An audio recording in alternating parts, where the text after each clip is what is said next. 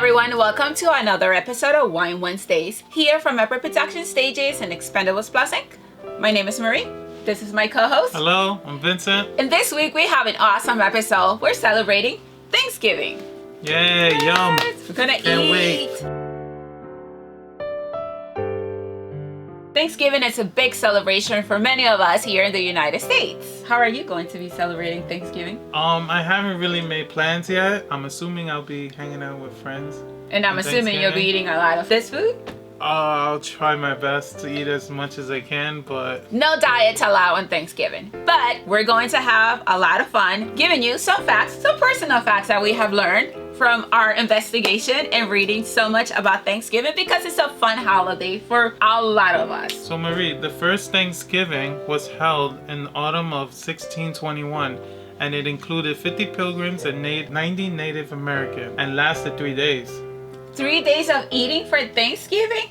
I take that. Well, if you think about it, we have Thanksgiving Day, then you eat leftovers Friday. Yeah, leftovers are good. And Saturday. And yeah. And Sunday. Yeah. And then eventually whatever you didn't eat gets left for work on Monday. Many historians believe that there were only 5 women present at the first Thanksgiving, as many women did not survive the winter during that year.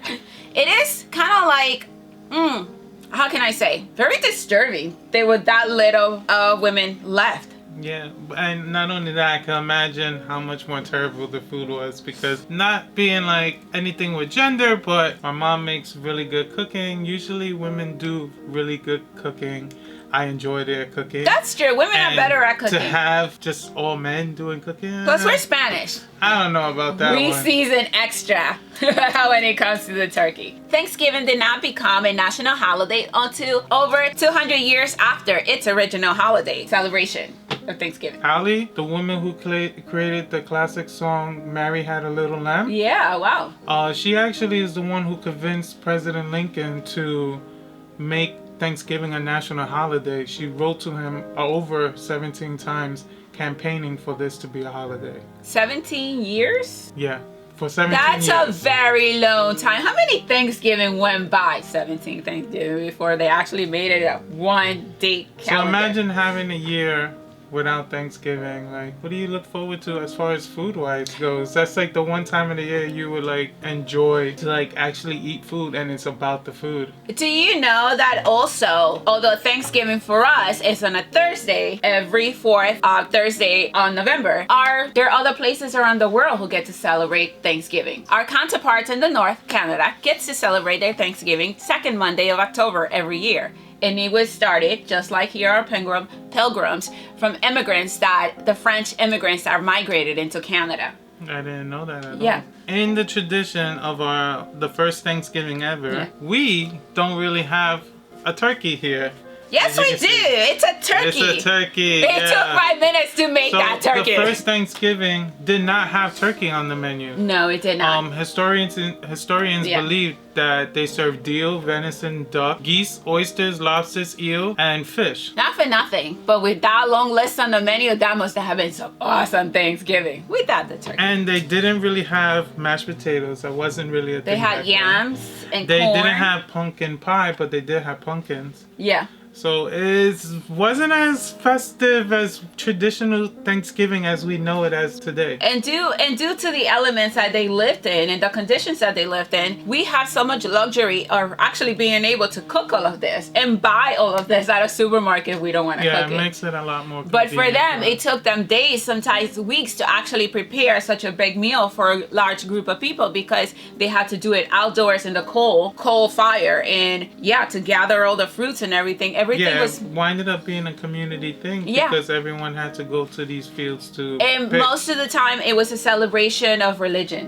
which is the original Thanksgiving was actually celebrated by immigrants who migrated to the United States looking for freedom, religious freedom, and for new life. And nowadays, the United States is made out of many immigrants and many nations. And we all have one thing in common, that we all get to celebrate Thanksgiving, whether it's with a kosher turkey, whether it's with a vegan turkey, or a balloon turkey. Or a balloon turkey. Thank you.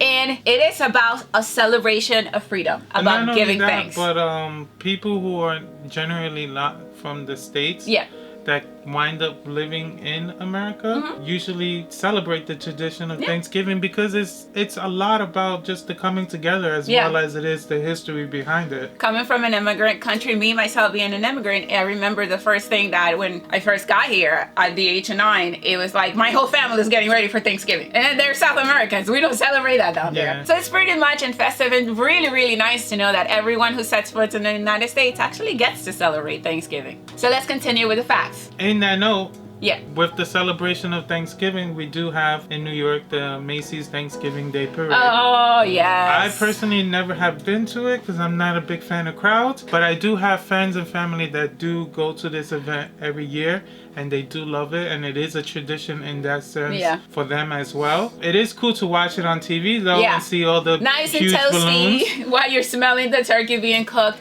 However, if I have had the pleasure of experiencing the parade a couple of times in my lifetime, it is very, very crowded. People from all over the world come here just to see the parade. But not many people know that the night before the balloons go up, actually there's a place in Manhattan where they actually get to be blown up for the air and get ready. And then you could go and view it, which is a fun thing to do with your family members if you don't have a chance to go and actually watch the parade. The parade actually started in 1924, and it only had about 400 employees marching in New York City. And there were not that many balloons either. There weren't any balloons at all. They were actually would use live animals from Central Park Zoo. Really? Which is pretty cool. I mean, you get excited about watching the parade. I mean, I get excited with my kids every single year watching them. Like Jimmy Neutron coming by. You know, the end of the parade is the announcement of the holiday. So then you see Santa Claus.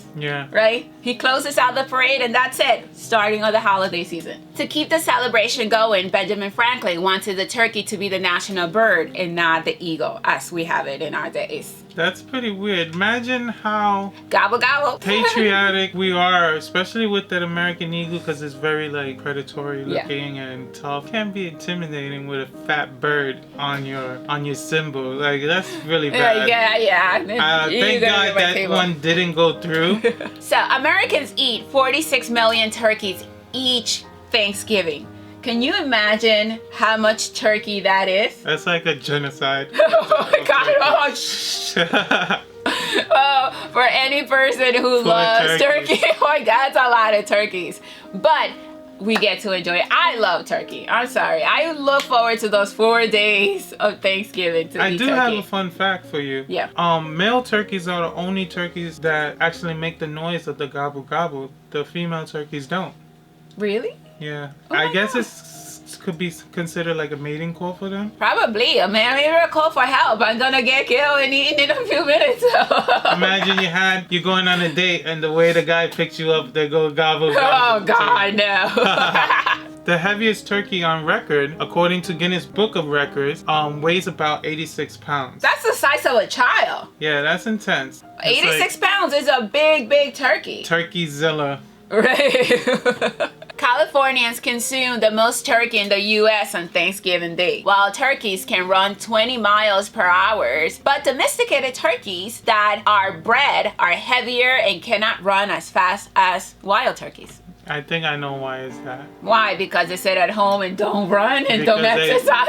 Feed them. This way they can't run away from them. Look how fast they can run. It's intense. Yeah, but so the more bigger they are, the slower they get too. Well, if you consume animals, turkeys usually taste, or any animal tastes the way what you feed them. You want my turkey to taste like corn, or what else you keep feeding them? Oh my God, that sounds so horrible. Well, but then if you have a much healthier turkey too, then you will have leaner. Yeah. There's nothing in this world that butter and salt cannot fix. Are there any dishes on Thanksgiving that you really do look forward to eating? We have some blueberry pie, pumpkin pie, stuffing, which is my favorite. My favorite is stuffing and the cranberry sauce. Yes. Yeah. I could second Salty and sweet, and then it's the veggies, the vegetables like the carrots, the honey glazed carrots, like the green peas and stuff and like that. Oh yeah. If I would have to say, I love the turkey wing. My favorite part. Because it winds up being like the most crispiest part. Yeah, that's my favorite part. Like people want to cut like the chest or whatever. I'm like,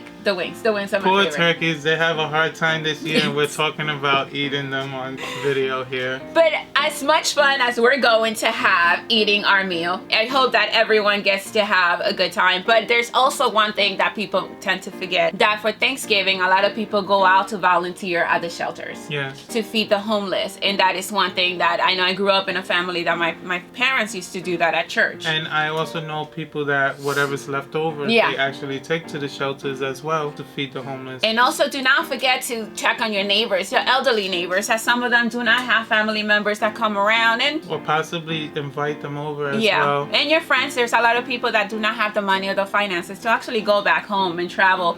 And you know, it's called Friendsgiving. We hope that everyone out there that's watching our episodes, and I hope you get to watch and follow us on our YouTube channel, enjoy your holidays as much as we're going to do that. So, you have plans? I don't have any plans of yet. Besides cooking for a whole bunch of people for the first time ever, and my kids are gonna be home, the only plans I have is to go out for Black Friday.